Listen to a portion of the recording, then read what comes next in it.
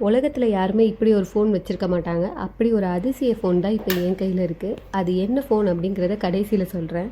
இங்கே பாருங்கள், ப்ளக் பாயிண்டில் ஸ்விட்ச் ஆஃபில் தான் இருக்கா. இப்போ நான் சார்ஜ் போடுறேன் பாருங்கள்.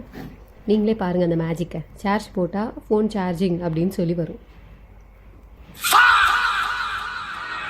ஆனால் ஸ்விட்சு ஆஃபில் தான் இருக்குது. இது எப்படி இந்த அதிசயம் நடக்குது அப்படிங்கிறது தான் எனக்கு தெரியலை.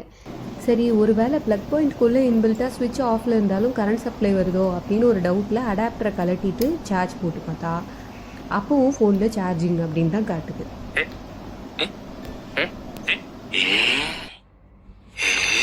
நமக்கு ப்ளக் பாயிண்டில் சார்ஜ் போடும்போது அது சார்ஜிங்னு காட்டாமல் இருக்குது அப்படின்னாலே சமயத்தில் நம்ம சார்ஜ் போட்டோன்னு நினச்சிருவோம், மறந்துடுவோம்.